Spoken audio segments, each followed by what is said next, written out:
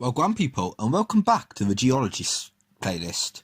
Today we are looking at igneous rocks in what is a very basic guide. Moving on.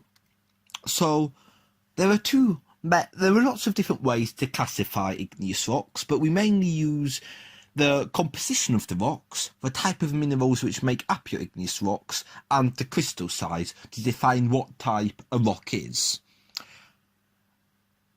Some rocks are cooled underground, because if you look underground, there'll be some places near volcanoes, which is very warm, and some places far from tectonic activity or not close to the mantle, where it's rather cold. And igneous rocks can form where magma cools underground. Well, this cooling is going to be a very slow process, which causes large crystal structures to be formed. If igneous rock is made from magma cooling in the surface, from, for example, a volcanic eruption, the rocks will cool very quickly and make something called an extrusive igneous rock, and these will have small crystals, or if they cool extremely quickly, a glassy texture. A felsic rock is a type of igneous rock which is dominated by quartz. Quartz is chemical composition is silica oxide with O2 oxide to 1 silica. I don't know about chemistry, but yeah, silica is the main composition of sand and it's common in soils, and you'll find quartz and silica all around the place. Feldspar is also a common part of a felsic rock. Felsic rocks have a light colour, low density, low melting point, which causes them to have a high viscosity. Granite is an example of an intrusive felsic rock, whilst rhyolite is an example of an extrusively cooled felsic rock. Mafic rocks are in the same form of classification as felsic rocks, as in it's a way of describing an igneous rock by its chemical composition. These are types of rocks are dominated by magnesium and ferric minerals, which are minerals which contain iron. Olivine is a mafic rock which is present in the mantle, and this is important because the mantle is a major part of the Earth's composition. Mafic rocks have a high melting point, which causes them to have a low viscosity. You could tell this is the opposite from the previously discussed felsic rocks. Basalt is a dark grey and fine-grained extrusive mafic rock, whilst gabbro is a coarse-grained intrusive equivalent of basalt. And basalt is, it's a nice rock. Extrusive, intrusive, they have the same composition, it just depends on where they were cooled. Moving on, some rocks won't be able to be described purely as felsic or mafic. Rocks with a very, very high magnesium and ferric metal, or a very low silica content, will be classed as ultramafic rocks, such as diorite. I've spoken that wrongly, diorite or whatever. And then you also have intermediate rocks which lie somewhere between felsic and mafic, and these could be such as granodiorite. On the next slide we have this lovely picture.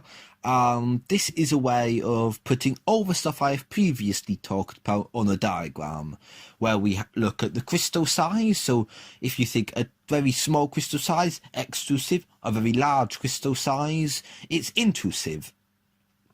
And we also have a sliding scale of a felsic rock and silica content. So we have ultramafic here, where like olivine is.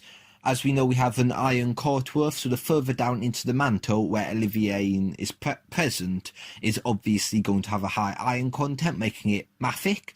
And then if we look at quartz and feldspar, they are far more on the felsic side of the scale.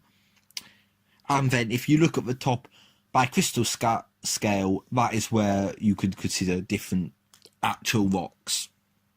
So for example, gabbro and andesite have a very similar chemical composition, but are classed as different rocks due to their crystal size, and this is a good diagram for telling you stuff like that. Then if we go and move on to the next slide, I'm just going to look at two examples. The first one is granite. Granite is a felsic igneous rock, and felsic, as I've said before, quartz silica content. Whereas silica content, quartz is just a common part of what silica is. And it is usually formed intrusively, well, it is formed intrusively, which means underground, as large bodies about 3 to 15 kilometres below the ground. It can occur as large batholites, which come exposed at the surface to subsequent corrosion. And batholites are basically long sheets of material. Granite is mainly made up of feldspar, with quartz making up a further 25%, and then other minerals will make up the rest.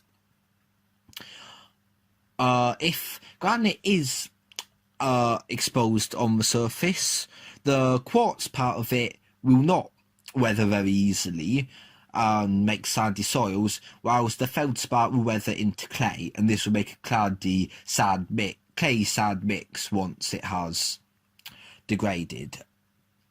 Granite has a very high uncombined strength of 200 megapascals and a safe pairing pressure of 10 megapascals. And if we compare these to other materials, these are really quite high. Granite forms a very tight crystalline structure due to its very sort of large crystals, but it will still not allow water to pass through a solid block of granite, and will only allow water to flow through where cracks have occurred due to fractures or faults. The final example we'll be looking at is basalt. Basalt is a common mafic igneous rock, which is fine-grained and was formed extrusively because it grows quickly. Big grains. Small grains. This causes a fine interlocking crystal mosaic, and it is formed similarly as granite in basically sheets. And these are sheets, because volcanic eruptions aren't constant, a volcanic eruption will release basalt will cool, then ash may fall down on top of it later, another volcanic eruption, another layer of basalt. So if you were to drill down in a place common with volcanic activity, you see layers of basalt. Basalt is formed 50% of feldspar and 50% of mafic, making it quite strongly in the mafic sector, and it has similar uncombined strengths and safe bearing pressures to granite, but it is a little bit better. Due to its fine-grained nature, it is able to form good aquifers, which are able to store a large amount of water underground, and groundwater makes up a lot of our world's freshwater reserves. So that is Igneous Rocks. I hope you've enjoyed the video. I hope everything has made sense. Leave any questions down in the comment section, which I'll try to answer. Like, subscribe, dislike if you didn't like it. I don't really know what else to say, so check out any other videos in the playlist which you're interested in, and I look forward to hearing from you soon. Bye bye.